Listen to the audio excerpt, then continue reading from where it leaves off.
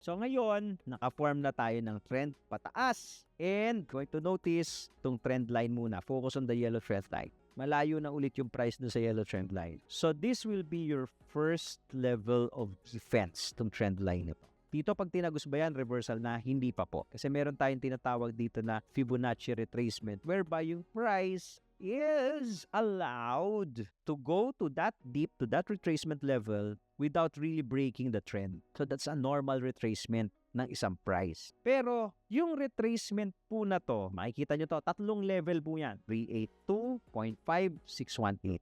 Huwag mo na isama itong pang-apat. Kasama natin pang-apat pala. Kasama yung sa crypto kasi inaabot yan eh. Normally, yung lalim nung dip na yan will also signify how high yung pump. Meaning to say, okay, the shallower the dip, the higher the pump. Kung 382 lang tayo, dyan sa 382, bumalik ka, tama mo, pumamp ka, most likely babasagin natin to.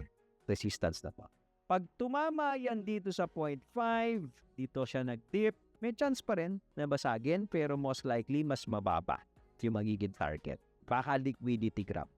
Pag dito tumama yan sa 0.618, most likely pag rally nito, kung sakasakali man, you probably see another top, another pull pa. Pag 618. So baga pahina ng pahina, layo ng irarally eh. Pag dito tumama yan sa 786, medyo kalimutan mo na rally pa malik.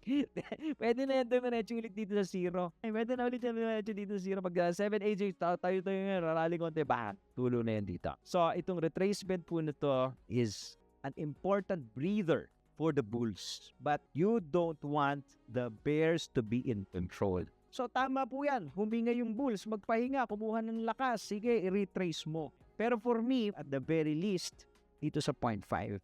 Para kahit papano, we can go probably dun sa pinaka-high natin, 109, pwedeng 110, 111, i-shoot up. Pero kung dito tumama yan sa 382, maraming magpipiesta rito.